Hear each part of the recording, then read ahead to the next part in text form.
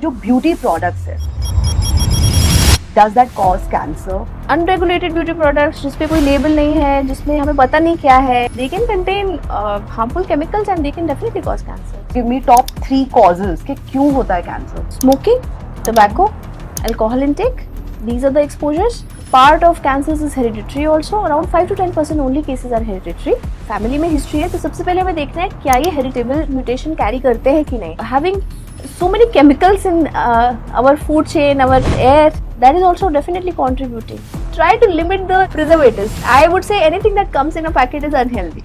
For females, breast cancer is the most common. So breast cancer के लिए screening हमें एक mammogram every year करना है 40 years के बाद. Other than that, for men, prostate cancer is a common cancer. So prostate specific antigen एक blood test रहता है, इसमें tumor marker detect करते हैं PSA. So that should start at the age of 45 to 50 years. Does sugar actually feed cancer? Or we have somewhere misunderstood the science? तो ये बहुत बड़ा मिथ है. शुगर के इंटेक से डायरेक्टली कोई एविडेंस नहीं है कैंसर होने का. आप मुझे 2-3 ऐसे मिथ्स बताइए जो हम लोग मानते हैं पर वो एक्चुअली में मिथ है और हमें उनसे डरना नहीं चाहिए. सबसे बड़ा मिथ है कि कैंसर डेथ सेंटेंस है, कोई क्योर नहीं है, कैंसर हो गया अब सब खत्म है. That is not true. Treatment बहुत बदल चुका है, ट्रीटमेंट बहुत एडवांस हो चुका है. We have surgeries, we have radiation therapy, target therapy है, कीमोथेरेपी है, इम्यूनोथेरेपी है, and it is a growing field. इसके अलावा एक मिथ जो हमें कॉमनली सुनने में आती है कि बायोप्सी से कैंसर फैल जाता है. That is also not true. If appropriately done biopsy in the right manner, if we have done, there is no risk. लोग कैंसर के डायग्नोसिस से भी ज्यादा कीमोथेरेपी से डरते हैं. बिल्कुल. Which is also not true. Modern day chemotherapy is very well tolerated. Keep up the spirits high. It is a big battle, but there is always light at the end of the tunnel. So keep fighting, keep your spirits high. The word cancer often brings fear, uncertainty, and a feeling that it's something we don't want to talk about. But the truth is, the more we understand, the more we can detect it early and more we can fight it with hope and confidence. Today we are joined by Dr. Aditya Vidushi, consultant medical oncologist at MOC Cancer Care Faridabad, for an insightful conversation around awareness, myths, modern treatment, and what every individual and family should know. Dr. Vidushi, welcome to the Lotus Room podcast. I'm so glad to have you here. Thank you, Shweta. It's a pleasure being invited by you. Dr. Vidushi, cancer, feels a scary word to me. मतलब मुझे डर लगता है इस word से. आप in a very simple terms, क्या है कैंसर, कैसे होता है कैंसर? सो कैंसर डेफिनेटली, जैसे आपने बोला, it's a very dreaded diagnosis. Not only for the patients आते हैं, it is devastating for them, it is devastating for the whole family. बिल्कुल. So cancer is any abnormal growth, any uncontrolled abnormal growth. अगर बिल्कुल simple भाषा में मैं बोलूँ, इसके लिए थोड़ा सा हमें बेसिक बायोलॉजी समझना पड़ेगा. हमारे बॉडी में सेल्स रहते हैं जो हमारा बिल्डिंग ब्लॉक है. तो ये सेल्स में जब कोई खराबी आ जाती है और ये एबनॉर्मल हो जाते हैं, जो इनको काम करना चाहिए, जैसे कि हमारी बॉडी के सब ऑर्गन्स है, स्टमक है, स्टमक में अलग तरह के सेल्स है, स्किन है, उसमें अलग तरह के सेल्स है, मसल में अलग तरह के सेल्स है. तो ये बड़ा अपना अरेंजमेंट से काम करते हैं. This is a very well orchestrated kind of growth. जब ये अपना काम करना बंद करके बढ़ने लग जाते हैं, मल्टीप्लाई करने लगते हैं और बढ़ते ही चले जाते हैं. नॉर्मली जैसे once a baby is born, it's a small baby, right? उसके ऑर्गन स्मॉल हैं, वो बड़े कैसे होते हैं? सेल्स मल्टीप्लाई होने से. लेकिन ऐसे नहीं है कि वो मल्टीप्लाई होते ही चले जाते हैं, एक समय पे आके रुक जाते हैं. वो रुकना छोड़ दे अगर, बढ़ते ही जाए, तो ये एक प्रॉपर्टी है, उससे लोकली कैंसर बढ़ने लगता है उसी जगह पे. इसके अलावा कैंसर सेल्स में एक प्रॉपर्टी आ जाती है कि वो उस जगह से दूसरी जगह चले जाएंगे. जैसे कि ब्रेस्ट में ट्यूमर रहा, ब्रेस्ट में कैंसर हुआ, वो जाके लंग में या बोन में जाके लैंड कर जाएंगे. तो अपने ओरिजिनल ऑर्गन से दूसरे ऑर्गन में चले जाना, ये भी कैंसर की प्रॉपर्टी है. Another question is cancer becoming more common in India? Because पहले तो हमने कभी नहीं इतना सुना था कि कैंसर हो रहा है, पर अब इतना ज़्यादा हम सुनते हैं. So are we detecting it more? और लाइफस्टाइल ऐसा हो गया है कि बहुत लोग को कैंसर हो जाता है. What are your thoughts on this? So definitely इसमें दोनों ही चीज़ें हैं. कैंसर के केसेस भी डेफिनेटली बढ़ रहे हैं, और ना सिर्फ इंडिया में, ग्लोबली ही बढ़ रहे हैं. और इसके अलावा डिटेक्शन भी, मोडालिटीज़ भी बेटर हुए हैं. कैंसर की अवेयरनेस बढ़ने की वजह से उसकी पकड़ में आने की भी संभावना बढ़ी है. पर उसमें दोनों में डिफरेंस है. जो कैंसर अवेयरनेस की वजह से बढ़ रहा है, जो अर्ली डिटेक्शन से बढ़ रहा है, वो हमें अर्ली स्टेजेस में मिल रहा है. And that is curable. So that subset is actually faring well. But बहुत सारे कैंसर्स हैं जो पहले उस एज ग्रुप में हमने सुने भी नहीं थे. आपने भी सुना होगा कि कैंसर थोड़ा बुजुर्गों में होता है, ब्रेस्ट कैंसर ओल्ड लेडीज में होता है, पर अभी हमारे पास 20s में गर्ल्स आ रहे हैं, 30s में गर्ल्स आ रही हैं with breast cancer. So the tendency, the demographic is also changing. We are getting cases at an early age. So what are the causes, like, for such early age, में cancer होना, या एक generally what are the, if I would say, give me top 3 causes कि क्यों होता है cancer? What would be your top 3 causes? So then again it will be organ specific, but अगर हम common exposures देखें तो जो most common cancers हैं they are related to either smoking, tobacco, alcohol intake. These are the exposures. Other than that, some part of cancers is hereditary also. Around 5 to 10% only cases are hereditary. Okay. These would include cancers of breast cancer, ovarian cancer. उसमें थोड़ा ज़्यादा hereditary tendencies रहते हैं. Apart from that, having so many chemicals in our food chain, our air, that is also definitely contributing. Okay. The pollutions that we are having in our air pollution, soil pollution is also there. We are having multiple different kind of fertilizers, this, that. So basically, we are surrounded by chemicals, and yes, all chemicals, anything that is not biodegradable can actually be a carcinogen, which is a cancer causing substance.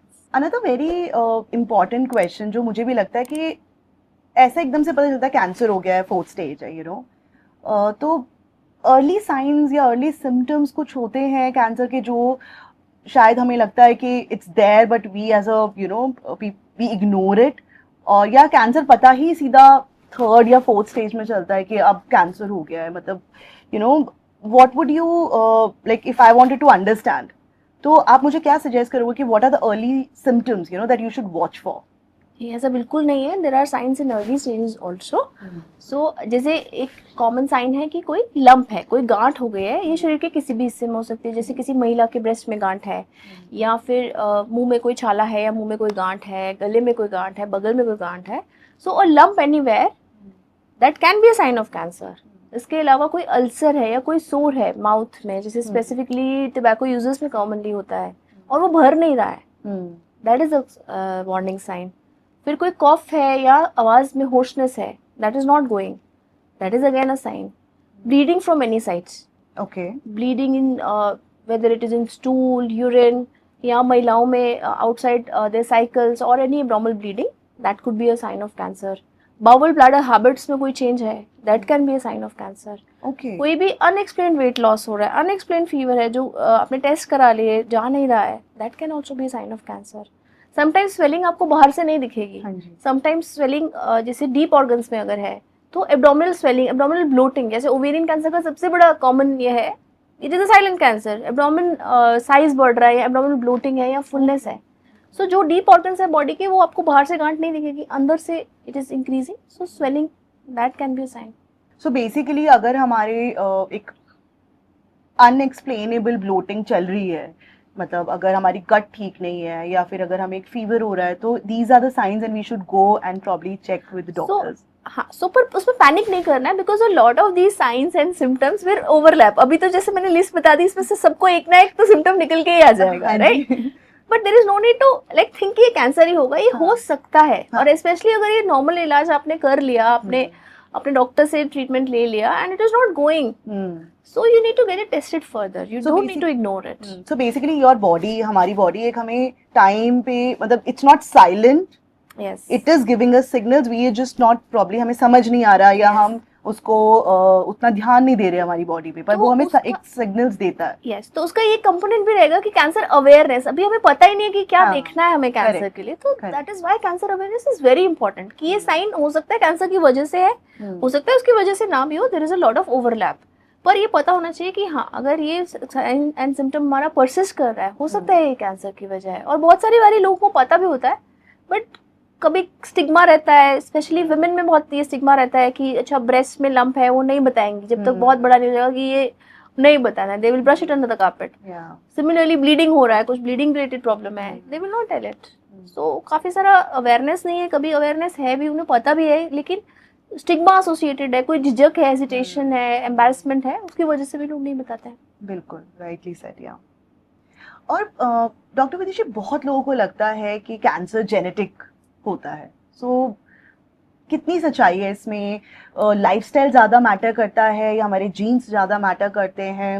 What's your thought on that?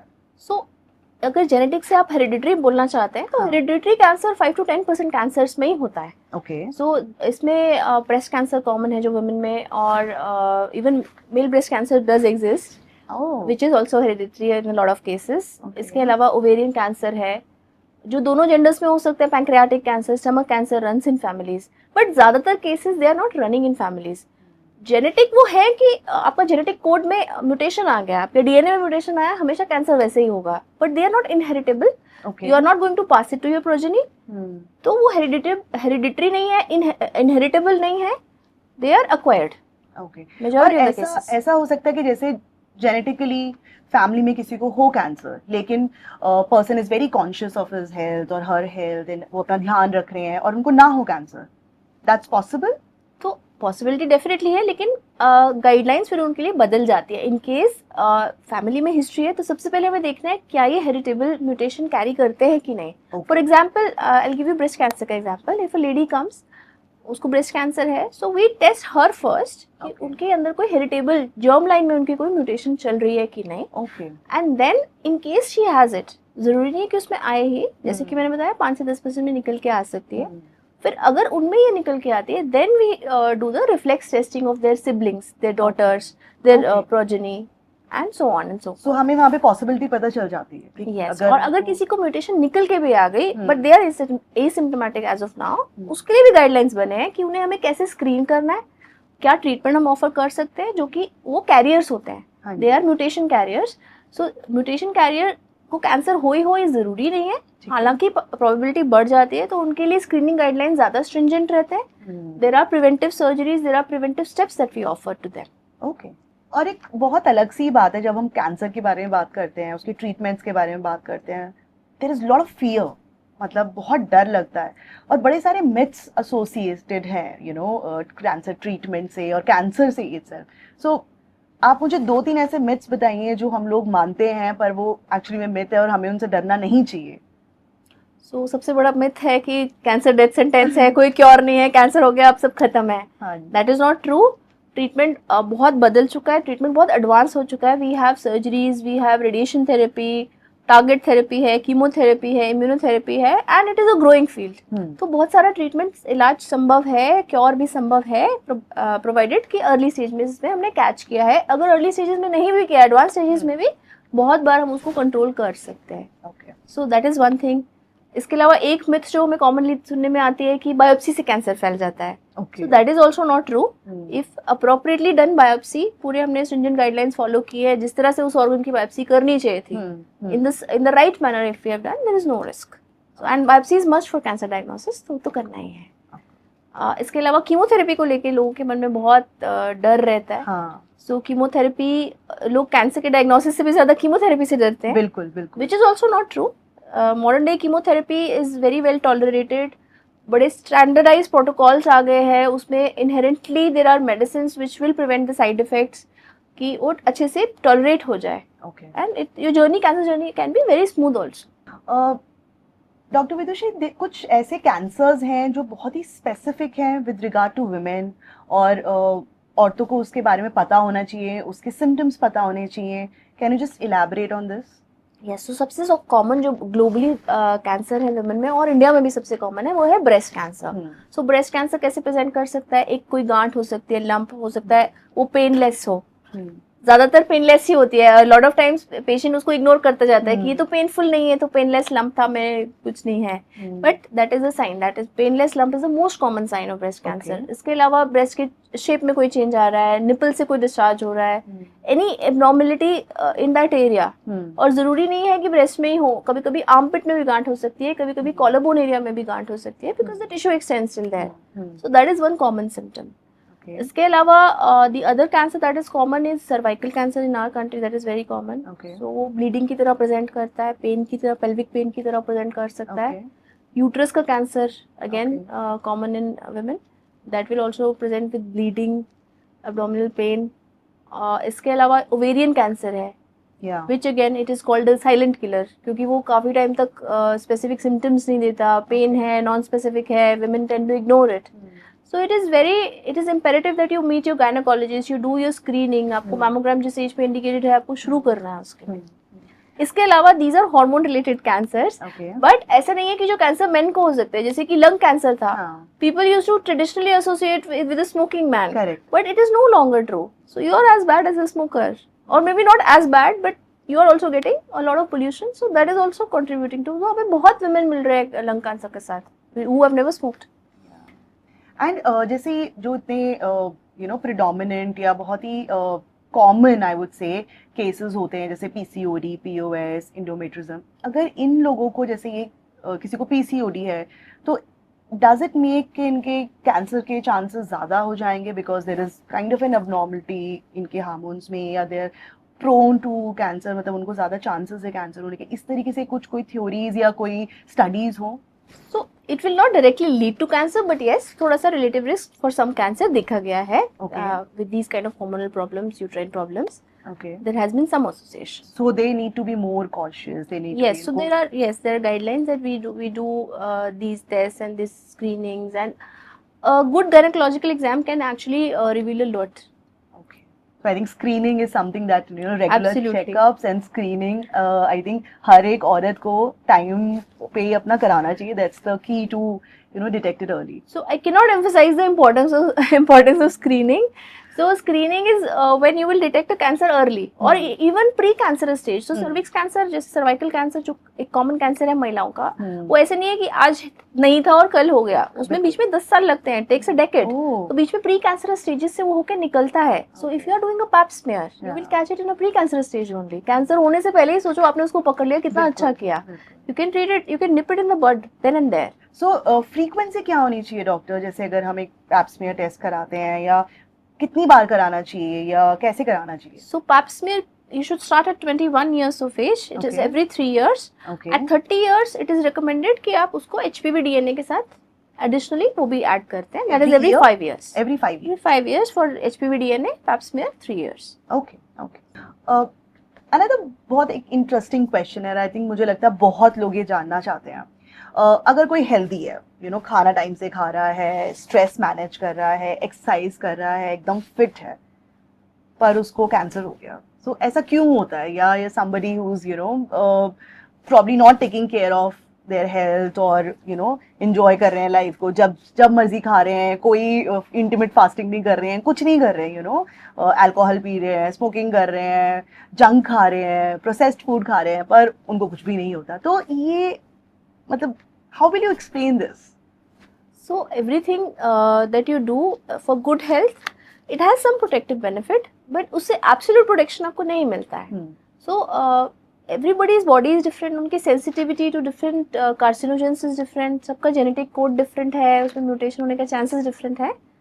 So it can be there, but definitely अगर आप unhealthy lifestyle follow कर रहे हो, then definitely your chances of cancers go up. ये ज़रूरी नहीं है कि everybody with an unhealthy lifestyle will get a cancer, बिल्कुल नहीं, लेकिन chances definitely बढ़ जाते हैं. तो basically अगर आप अपना ध्यान रख रहे हो, so you are making sure that the risk is reduced. Yes, so उसमें कैंसर में भी modifiable and non modifiable risk factors हैं. Okay. जैसे कि एक नॉन मॉडिफाइबल फैक्टर है age. With ageing certain cancers उनका टेंडेंसी बढ़ जाता है. कुछ एज ग्रुप्स हैं जिसमें वो कैंसर्स बढ़ के आते हैं. So you can't reverse it, as of now you can't reverse it, है ना. देन सर्टेन जेंडर्स, कुछ जेंडर रिलेटेड है, जैसे कि हमने सर्विक्स कैंसर की, गायनेकोलॉजिकल कैंसर्स की बात की, वो महिलाओं में होता है. Similarly there are modifiable risk factors, वो बिल्कुल अलग है, वो आपके हाथ में. So you do take care of what is in your hand and leave the rest to God. So what is in my hand? What I can take care? अगर आप मुझे 4 या 5 ऐसे pointers बता रहे हो कि Shweta, you take care of these 5 things, जो आपके हाथ में, you can prevent any cancers or any risk. Yes. So again, there are guidelines for that. So you limit your exposures, cancer-causing exposures, which would include tobacco, smoking, alcohol. Okay. Then the other is maintaining a ideal BMI. Okay. Your diet should be appropriate. It should not be in any extremes. Okay. Then you have some movement, exercise. Okay. So WHO mandated है कि 150 minutes a week you have to have, and it's not only for protective for cancer, this is for all the other diseases Correct. also. हाँ जी, बिल्कुल. And screening, again, as I said, I can't emphasize it enough. So screening से क्या रहता है, हमें pre cancerous stage में या early prevent नहीं करता है screening, but pre cancerous stage में अगर मिल गया तो कैंसर तो प्रिवेंट हो ही गया ना, और अर्ली स्टेज में मिल गया तो आपने डिटेक्ट कर लिया, it is as good as cured. Another very scientific और medically terminology मैं पूछना चाहती हूँ. We talk about this and we listen a lot. Chemotherapy, radiations, immunotherapy, targeted therapy. क्या है ये सब? And you know, how does it help? Is it painful? और बहुत सारे myths हैं इसके around भी. So can you just, you know, enlighten us with a very for a simple normal man to understand कि ये है क्या? So whenever it comes to cancer care, there are three broad category of treatment. One is surgery, the other is chemotherapy or medical therapies, and the third is your radiation therapy. Okay. So these are different kind of therapies. Chemotherapy is a modality, it is like a medical modality. You give cancer medication, it is given through a vein, it kills the cancer cells. Basically, that is its purpose. Radiation, when I talk about the radiation, these are ionizing radiations. They kill the DNA of the malignant cells. Now there are latest innovations.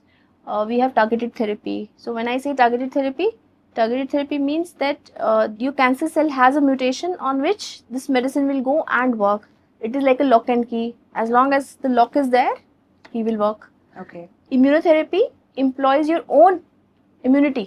आपके अपने immune cells को वो employ करते हैं so that they can kill the cancer cells. Okay. So here at MOC Cancer Care Center, we are integrating all these therapies in a very comprehensive manner. Okay. So, whichever patient is a candidate, for example, there is a patient who will benefit from chemotherapy the most. I will give them that. But I will also offer targeted therapy if he is a candidate for that. In case immunotherapy works in that cancer, if it is good, beneficial for that patient. So, we follow all the standardized protocols here. Dr. Vidushi, many, you know, patients और बहुत सारे लोग I think बीमारी से ज़्यादा, cancer से ज़्यादा उसके ट्रीटमेंट से डरते हैं. You know, over the time आपको लगता है कि ट्रीटमेंट इवॉल्व हो गया है, बेटर हो गया है और अब लोगों को डरना नहीं चाहिए. आप उनका वो डर कैसे हटाएंगे? ये बात आपने बिल्कुल ठीक बोली है. लोग कैंसर के डायग्नोसिस से तो डरते हैं ही, और उसके ट्रीटमेंट से और ज़्यादा डरते हैं. सो मेरा उनके लिए यही संदेश रहेगा कि उसमें डरना नहीं चाहिए. अभी कैंसर केयर ने बहुत तरक्की की है, बहुत प्रोग्रेस हुई है. हमारे पास बहुत सारे नए मेडिसिन आए हैं, और हमारा MOC कैंसर केयर सेंटर पे ये उद्देश्य रहता है, ये एम रहता है कि we provide a very personalised care for the patients. उनको सारे लेटेस्ट मोडालिटीज़ के बारे में समझाया जाता है, और उनके बीमारी के हिसाब से, उनके ट्यूमर में क्या म्यूटेशन है, क्या वो मार्कर एक्सप्रेस कर रहा है, उसके हिसाब से treatment is tailor made. Also I believe जितना एनवायरनमेंट आप काम रखोगे, in a helpful environment, definitely patients feel more comfortable. We have a team of counselors for the patient as well as for the family which help out with this. So cancer के इलाज और cancer से दोनों से ही डरे नहीं, आप उसे लड़ें. ऐसे कोई आपकी पर्सनल पेशेंट स्टोरीज रही हैं डॉक्टर विदुषी जो आप शेयर करना चाहती हो, जिसमें कि आपको लगा था या कोई पेशेंट ऐसा था जो बहुत डरा हुआ था, या मतलब you know I can understand एक रिजर्वेशंस रहते हैं, but eventually that you know आपकी भी एक लाइफ चेंज हो गई जब उनका थॉट प्रोसेस चेंज हो गया, वो अच्छे से ठीक हो गए. ऐसे कोई भी आपकी कोई पेशेंट स्टोरीज या any anecdote that you want to share, any you know little story you want to talk about? ऐसी बहुत सी स्टोरीज हैं. I like to highlight one. So एक पेशेंट थी, she was in her 30s. She walked into my room with a 1-year-old child. Okay. And she had breast cancer which had extensively spread to her liver. She was very scared. वो treatment से डर रही थी, diagnosis उसको पूरी तरह से पता भी नहीं था. फिर हमने उनको टेस्ट किया, बायोप्सी किया, स्कैन्स किए. We came out to the conclusion कि उनके लिए क्या बेटर थेरेपी रहेगी. We started on a target therapy, and it was 4 years back, and it is stage 4 cancer. तो जैसे स्टेज 4 कैंसर सुनते ही सब लोग आखिरी स्टेज है, लास्ट स्टेज है, लोग डर जाते हैं. She is fighting it, she is cancer free as of now. अभी उनकी बॉडी में कैंसर बिल्कुल मेटाबॉलिक रिस्पॉन्स है, बिल्कुल it is gone. Of course being an oncologist I take everything very skeptically also, so I keep on monitoring her, and she is on a treatment, she is on a target therapy, and we have now even better therapies to offer such patients. I'm so glad to hear this, and these success stories of patients, I think ये बहुत एक hope देती हैं to the audience जो सुन रहे हैं या probably going through, and for general person also, you know, in terms of the awareness, because as you said, cancer का मतलब ही लगता है कि बस डर लग रहा है या अब तो एक डेथ वारंट आ गया है. So thank you for sharing this. Dr. Vidushi, you have talked and emphasized a lot on detection, early detection, screening. So share with us that, you know, what kind of screenings women को करानी चाहिए और कौन सी men को करानी चाहिए, कितनी frequency पे करानी चाहिए, क्या एक हमारा एक kind of screening का या testing का एक routine होना चाहिए. So जो common cancers है, we'll cover that. For females, breast cancer is the most common. So breast cancer के लिए screening हम एक mammogram every year करना है 40 years के बाद. ठीक है. Unless there is a family history or there is some genetic risk, when we start the Every screening year. early. For pap smear, the guidelines say that at 21 years you start for the cervix cancer, and at 30 years you add a HPV DNA testing. Okay. So co-testing आप कर सकते हैं, that you do every 5 years. In addition to this, I would highly recommend a gynecological examination also, because a lot of times it will go undetected. It is not a blood test or a radiological test, but examination can uncover a lot of things. For men and for both genders, actually colonoscopy, now the guidelines say that earlier it used to be at 50 years we should start. Now they say every 10 years, at 45 years you should start. You should start early. Okay. Other than that, for men, prostate cancer is a common cancer. So prostate specific antigen, एक blood test रहता है, इसमें tumor marker detect करते हैं, PSA. So that should start at the age of 45 to 50 years. Okay. So these are the common screening guidelines. So screening से I would also like to emphasize कि screening का मतलब क्या है? Screening मतलब बीमारी के symptoms आए उससे पहले हम डिटेक्ट करने के लिए टेस्टिंग कर दे. एसिम्प्टोमेटिक इंडिविजुअल्स को करानी है स्क्रीनिंग, सबको करानी है अपनी एज के हिसाब से, अपने जेंडर के हिसाब से. ठीक है. सिम्टम्स आने के बाद नहीं है, वो सिम्टम्स के बाद वो इन्वेस्टिगेशन हो गई. Okay. So this has to be done by the general population. मेरा एक और क्वेश्चन है जो मेरा बड़ा पर्सनल है. इतनी इंफॉर्मेशन है अबाउट कैंसर कॉजिंग कि इससे कैंसर हो रहा है, उससे कैंसर हो रहा है, मतलब फॉर दैट मैटर बोल रहे हैं रोटी जो जली हुई, जैसे सेकते हैं रोटी को, उस पर जो बर्न हो गया या तंदूर वाली चीज़ें, इससे कैंसर हो रहा है. इतने मिथ्स और इतनी सारी इंफॉर्मेशन, यू नो, ओवरलोड है. आप मुझे बताओ what is, you know, the diet that we are eating today as of now. उसमें से क्या चीज़ें हैं जो कि ठीक है, you know, we can eat, it's all healthy, and some of the things which, you know, might be causing cancer at the later stage or should be avoided. Bifurcate that, you know, for men and for females. कैसे आप उसको simplify हमारे लिए करना चाहेंगे? सो अगर हम diet का बात करें और जो पहले हम एविडेंस देख लेते हैं, तो डाइट में कोलन कैंसर के साथ there is an association with the processed meats, all those things, so that needs to be avoided. A low fiber diet is also associated with colon cancer, जो intestines का cancer है उसके साथ associated है. Then जो बहुत preservatives वाला food है, प्रिजर्व फिश है, वो स्टमक कैंसर के साथ उसका एसोसिएशन देखा गया है. Okay. तो ये तो एक बहुत स्पेसिफिक इन्फॉर्मेशन होगी कि these are the cancers and these are the things need to be avoided. Okay. अब बात करें अगर जनरल की, तो good diet without any extreme restrictions. Okay. A balanced diet in terms of macronutrients as well as micronutrients. Okay. Try to limit the preservatives. I would say anything that comes in a packet is unhealthy. Of course. Of course. Nature makes its own packet. Yes. Yes. तो चाहे उसका cancer से relation है, चाहे उसका बाकी metabolic disorder से relation है, so everything in moderation is okay. As such these are the two things that I mention कि इंटेस्टिनल कैंसर और स्टमक कैंसर से देखा गया है, और जितना केमिकल अपनी लाइफ से निकाल सको डाइट में से और चीज़ों में से भी, दैट इज बेस्ट. तो उसका सब्स्टिट्यूट आप क्या बताएंगे डॉक्टर विदुषी? जैसे अगर हम बोल रहे हैं for that matter organic is a substitute, और true organic would be definitely better, because जितना केमिकल से आप दूर जाते जाओगे उतना आप कैंसर से दूर जाते जाओगे. Okay. From a very different perspective, जिसको कैंसर है ऑब्वियसली उसके लिए तो एक बहुत ही एक ट्रॉमेटिक एक्सपीरियंस रहता ही है, लेकिन आई थिंक फैमिलीज के लिए भी बहुत इमोशनली एक चैलेंजिंग वो सिचुएशन बन जाती है. So what would you suggest, or how practically they can take care when someone is diagnosed with cancer, as a family, what should be the support narrative? कैसे करना चाहिए? और वो खुद से भी I think उनके लिए भी easy नहीं है to see or to deal with someone they love, having cancer. So you're absolutely right. ऐसे तो मैं बोलूँगी कि इमोशनल ना हो ये तो संभव ही नहीं है, बिल्कुल, लेकिन पैनिक ना करें. Try to control your emotions around the thing. Panic reaction में नहीं जाना है कि अब समझ नहीं आ रहा है कि क्या करें. You should take the call that now ये हमारे सामने समस्या खड़ी है, इसको सॉल्व कैसे करना है. That is the number one thing I would want to convey. A lot of time panic इसीलिए भी आता है कि you don't have access to cancer care. So at MOC Cancer Care, this is our aim, that we bring the care to the people. Okay. It is accessible. It should be affordable also. बिल्कुल. So the other thing I would like to say is that you go to the experts. So at MOC we have a specialized center. So the experts can tailor-made the treatment for you. They can personalize the treatment for you. You don't start googling symptoms. Don't start asking ChatGPT. Yeah. है ना. Doctor shopping नहीं करना है आपको. आपको ठीक जगह से इलाज कराना है. ऑल्सो समटाइम्स लोग फैमिली में बहुत सारे लोगों से बातें करने लगते हैं. Sometimes people will discourage also. They will give misinformation also. So stay away from all these things. I think the best is go to the right expert doctor and वो जो बोल रहे हैं बस आप उनको वो चीज फॉलो करिए. Instead of, because there's too much information. Try to understand everything in depth. Yeah. Talk to your patient's symptoms with your doctor. What is the treatment plan going to be? How it is benefit? What is the scientific basis?